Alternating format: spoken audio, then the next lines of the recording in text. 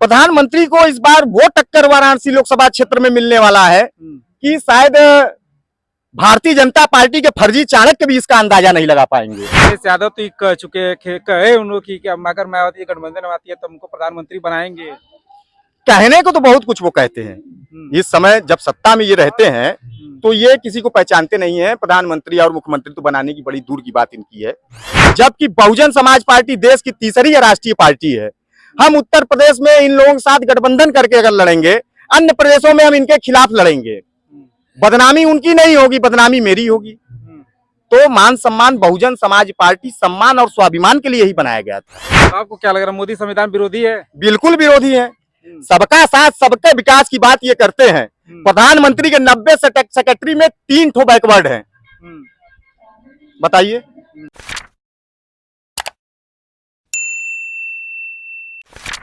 दोस्तों नमस्कार, आप देख रहे हैं देसी समाचार। आज हम मौजूद है बनारस में, और बनारस में आज है बसपा के कोऑर्डिनेटर आकाश आनंद जी की महारैली। जैसा कि पीछे आप टेंट देख रहे हैं, अभी आकाश आनंद जी आए नहीं है। यहाँ पे कुछ नेता है, युवा नेता है। आइए इनसे बात करते हैं कि क्या इनकी तैयारी है। यहाँ से नाम बताइए भैया। मैं मधुकर मौर्य, मैं बहुजन समाज पार्टी में वर्तमान में जिला प्रभारी के पद पे रहकर काम कर रहा हूँ। और अब की चुनाव तो बहुत एंटिक चुनाव होने जा रहे हैं। कैसे? अब तो आप मीडिया के लोग हैं, आप लोग खुद मालूम होना चाहिए। हमसे ज्यादा कवरेज तो आप कर रहे हैं ना। तो जैसे ये बनारस में इसमें प्रधानमंत्री जी यहाँ से मौजूदा सांसद है, आपको क्या लगता है आपके प्रत्याशी यहाँ कितनी टक्कर दे पाएंगे? आकाश आनंद जी यहाँ पे आ रहे हैं, उनके आने से कितना इम्पैक्ट पड़ेगा बनारस में या फिर आसपास के मंडल में? बहुत असर पड़ेगा। वाराणसी मंडल की आज यहाँ रैली हो रही है और प्रधानमंत्री को यहाँ से जरूर ईवीएम की मदद से जिताया जा सकता है, लेकिन अन्य सीटों पे इनको हार तय करनी है। ईवीएम पे क्यों दोष दे रहे हैं आप? प्रधानमंत्री जी ईवीएम पे कैसे? आप मीडिया वाले हैं, आपको मालूम होना चाहिए कि अभी पूर्व में मेयर का चुनाव हुआ था वाराणसी, यूपी में। तो गोरखपुर में 1,70,000 वोट पड़ा था और 2,30,000 की काउंटिंग हो रही थी वहां पे। तमाम चीजें आप लोगों को देखने को मिला होगा। अभी पिछली बार जो अभी मेयर की चुनाव की बात में कर रहा था, तो उसमें वाराणसी जिले में मैंने देखा, सारे पेपर मीडिया के लोग प्रिंट किए थे कि काशी हिंदू विश्वविद्यालय के कुलपति, जिनका नाम वोटर लिस्ट में नहीं होता है, लेकिन एक व्यक्ति विशेष के रूप में उनका मतदान तत्काल करवाया गया। अगर ऐसी व्यवस्था बनाए रखे ये सामंतवादी और दमनकारी लोग, तो फिर तो यहाँ से उनके अलावा और जीत कौन सकता है।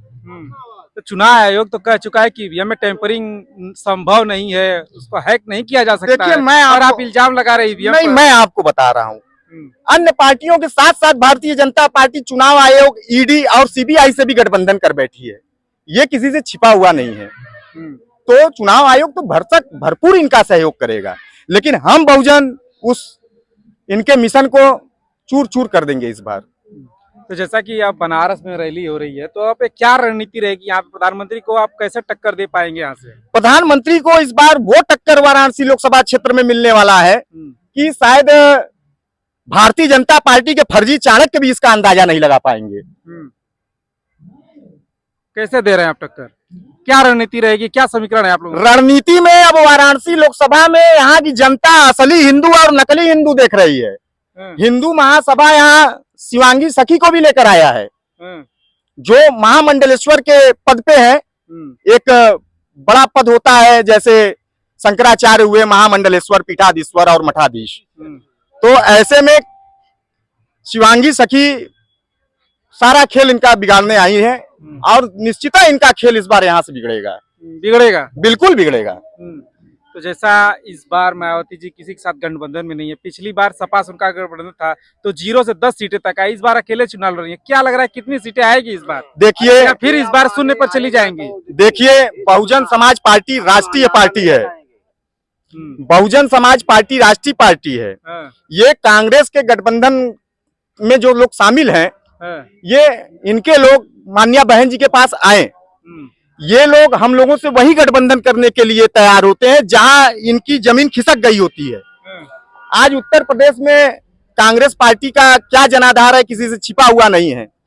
ये हमें उत्तर प्रदेश में गठबंधन करके भारतीय जनता पार्टी और तमाम लोगों के सहयोग से बहुजन समाज पार्टी को काफी पीछे ले जाने का प्रयास इन लोगों ने किया। तो उत्तर प्रदेश में इन्होंने गठबंधन की बात रखी, जबकि बहुजन समाज पार्टी देश की तीसरी राष्ट्रीय पार्टी है। हम उत्तर प्रदेश में इन लोगों के साथ गठबंधन करके अगर लड़ेंगे, अन्य प्रदेशों में हम इनके खिलाफ लड़ेंगे। बदनामी उनकी नहीं होगी, बदनामी मेरी होगी। तो मान सम्मान बहुजन समाज पार्टी सम्मान और स्वाभिमान के लिए ही बनाया गया था। अखिलेश यादव तो कह चुके कहे उन लोग की कि अगर मायावती गठबंधन में आती है तो हमको प्रधानमंत्री बनाएंगे। कहने को तो बहुत कुछ वो कहते हैं। इस समय जब सत्ता में ये रहते हैं तो ये किसी को पहचानते नहीं है। प्रधानमंत्री और मुख्यमंत्री तो बनाने की बड़ी दूर की बात इनकी है। जब ये लोग सत्ता से विहीन हो जाते हैं तो ये सर्वोच्च न्यौछावर करने की बात करते हैं जनता से। 2019 में आपका गठबंधन था सपा के साथ? बिल्कुल था। तो फिर आप क्यों इस बार अखिलेश यादव को इस तरह से बोल रहे हैं? अखिलेश यादव जी, इन लोगों का कहना था कि बहुजन समाज पार्टी के वोटर, जहां समाजवादी पार्टी का उम्मीदवार था वहां इनको बीएसपी के वोटर वोट नहीं किए। मैं इस बात को नहीं मान सकता हूं। हमारी जो 10 सीटें हैं, जो 10 सीटें 2019 के लोकसभा आम चुनाव में बहुजन समाज पार्टी जीती हुई थी, वो आप सभी वो 10 सीटें उठाकर देख लीजिए। बहुजन समाज पार्टी वो मुस्लिम बेल्टों से जीती हुई है। उस 10 सीटों में तकरीबन 8 सीटें जो है ऐसी लोकसभा की है जहां मुसलमान निर्णायक होता है। तो इस बार क्या मुद्दा रहेगा बहुजन समाज पार्टी का, क्या मुद्दा रहेगा जो 2024 में चुनाव में लड़ेंगे?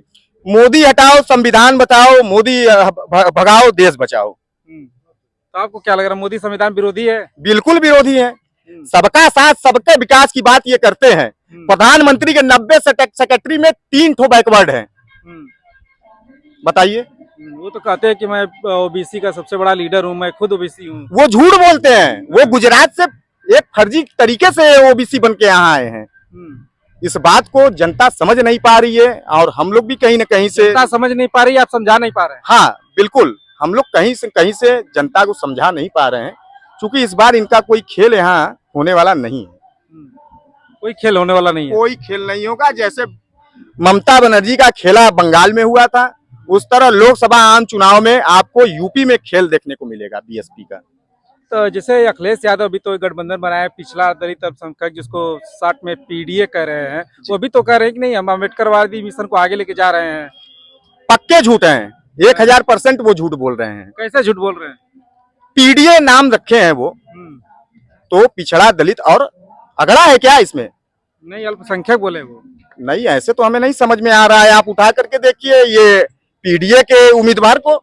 वाराणसी जिले में राय साहब लड़ रहे हैं तो चंदौली जिले में भाऊ साहब लड़ रहे हैं। ये कैसा पीडीए है भाई? अरे तो गाजीपुर में तो लड़ रहे हैं अफजल अंसारी साहब। उसको हटाइए ना आप, हम तो अगल बगल की बात कर रहे हैं ना। एक आध दो तो वो अपवाद हो जाएगा। वो अपवाद हो जाएगा। अपवाद हो जाएगा। 1-2 सीटें तो इन जैसे देंगे ही, ये हमारे जैसे लोग बोल ना पाए। लेकिन हम लोग तो उनके सारे सिस्टम को समझ रहे हैं।